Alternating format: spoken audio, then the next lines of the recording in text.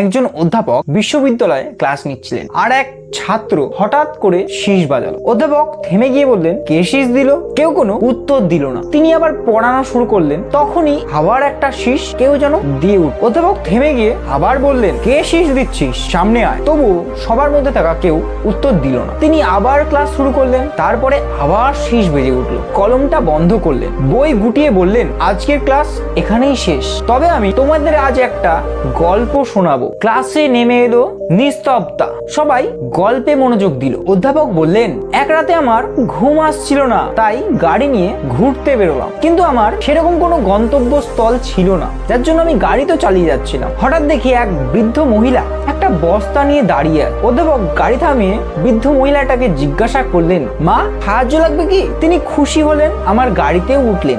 বৃদ্ধ মহিলাটা অধ্যাপককে খুব ভালোভাবেই চেনেন, সেটাও অধ্যাপক বুঝতে পারলেন। বৃদ্ধ মহিলাটা অধ্যাপকের দিকে তাকিয়ে বললেন, ডক্টর সাহেব, আমার একটা সন্তান আছে, আপনার ইউনিভার্সিটিতেই পড়ে, আমি চাই আপনি ওর পাশে থাকুন, ভালো মানুষ হিসেবে গড়ে তুলুন। আমি বললাম, অবশ্যই, আপনি তার নামটা বলুন, তবে আমি তাকে চিনতে পারবো। বৃদ্ধ মহিলা হেসে বললেন, নাম বলার দরকার নেই, আপনি নিজেই তাকে চিনে ফেলবেন। সে খুব দুষ্টু, ক্লাসে সব সময় সিটি দেয়। এই কথা শুনে ক্লাসের সব ছাত্র ঘুরে তাকালেন শীষ দেওয়া ছাত্রের দিকে। অধ্যাপক তখন বললেন, এসো ছোট ভাই, আমার কাছে এসো। হয়তো তুমি ভেবেছো পিএইচডি সার্টিফিকেট গাধার হাট থেকে কিনে এনেছি। ধন্যবাদ।